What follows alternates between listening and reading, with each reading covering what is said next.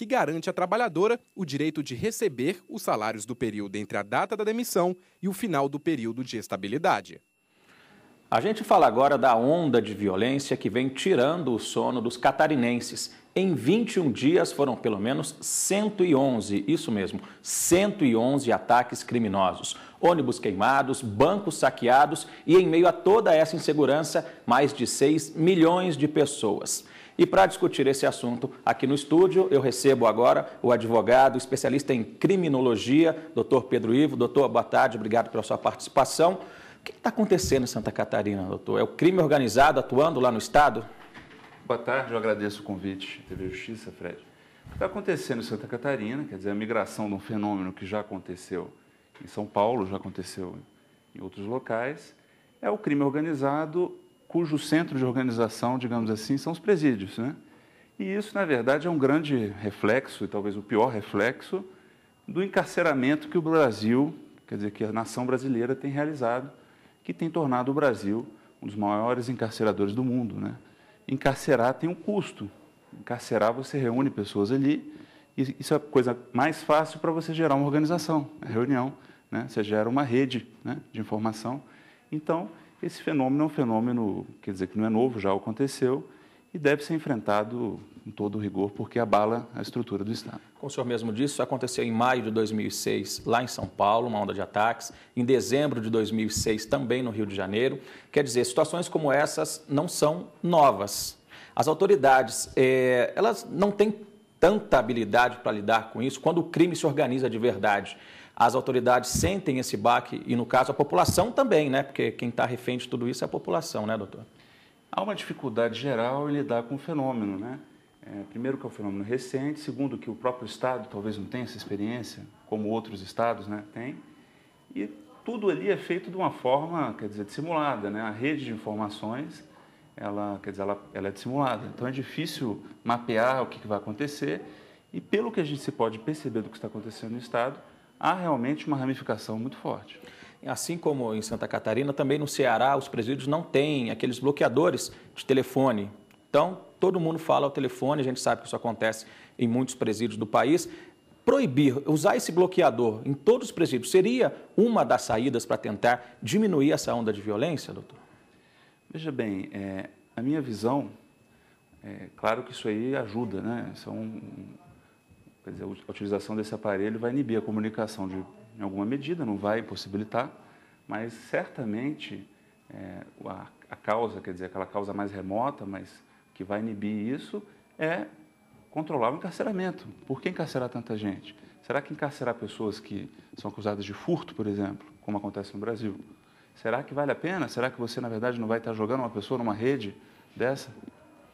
A gente já tem aí, são 111 ataques em 21 dias, cidades grandes, como Itajaí, Chapecó, São José na Grande, Florianópolis, Joinville, que é a maior lá do estado, 111 ataques. E alguns presos que teriam orquestrado esses ataques foram transferidos para penitenciárias federais do Rio Grande do Norte e também de Roraima. Isso ajuda a transferir, isolar esses líderes, esses chefes dessas quadrilhas? Olha, ajuda, e quer dizer, eu acho que é fundamental, nesse nível de, quer dizer, epidêmico da situação, né?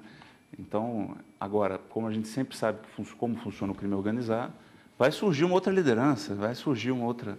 Então, eu repito aqui que o que deve ser enfrentado é fazer um encarceramento mínimo, né? E inteligente, quer dizer, então o que se tem que analisar é quem está sendo encarcerado, se é separação de celas, presos perigosos, né? E, a partir daí, definir uma política criminal de uma forma mais inteligente.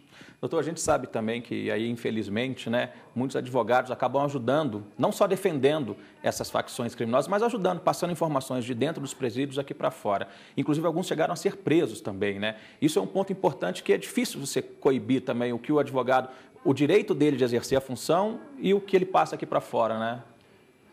De fato. Agora, tem que ter muito cuidado com a prisão do advogado no exercício da profissão, né?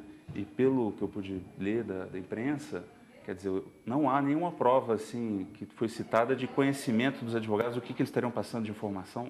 Realmente eu não posso dizer do caso concreto, mas tem que ter muito cuidado com esse tipo de prisão, porque o advogado é inviolável no exercício da profissão dele. Se ele não estiver desviando eticamente, então se o advogado ele está de fato, conscientemente passando uma informação de um ataque, ele está envolvido no ataque. Agora, se ele está, por exemplo, passando algum tipo de informação nos níveis aceitáveis de informação, aí ele não estaria participando e esse limite é muito tênue. Então, para se determinar a prisão de uma pessoa temporariamente, e uma prisão temporária é uma medida muito gravosa, tem que ter muito cuidado e, pelo que eu vi, eu acho que isso aí a OAB tem que ficar realmente em cima. O advogado tem prerrogativas, ele pode ser preso numa sala de Estado maior, né? E isso tem que ser respeitado. Mas e nesse caso, quais são as punições que os advogados podem receber, no caso de comprovadamente eles estarem participando de alguma forma desses ataques criminosos? Olha, se houver uma prova, repito, de que ele tinha ciência de que ele estaria comunicando, porque o que eu vi na imprensa era de que advogados estariam passando cartão de memória, alguma coisa assim, ele vai saber o que tem no cartão de memória, isso aí tem que ser comprovado. Agora, se houver essa comprovação, aí ele estaria participando, a princípio, em tese, estou dizendo aqui em tese, naquela conduta do ataque, ou seja, um dano ao patrimônio público. Em tese, estaria dentro da organização criminosa. Agora, não posso falar concretamente do caso, a não ser pelo que eu li da imprensa, né? Tá certo, doutor, mas é uma situação preocupante, né, doutor? Saber que seja ainda não comprovada, mas já há indícios de participação de advogado nessa situação, né, doutor? É preocupante, mas é preocupante sob dois aspectos. É preocupante pelo lado da ética da advocacia, mas é muito preocupante também porque prisão de advogado no exercício da profissão é algo que remete a períodos autoritários do país. Então, é preocupante sobre esses dois aspectos, não só pelo lado ético dos advogados. Doutor, obrigado pela sua participação, pelos seus esclarecimentos aqui no Jornal da Justiça. Uma ótima tarde.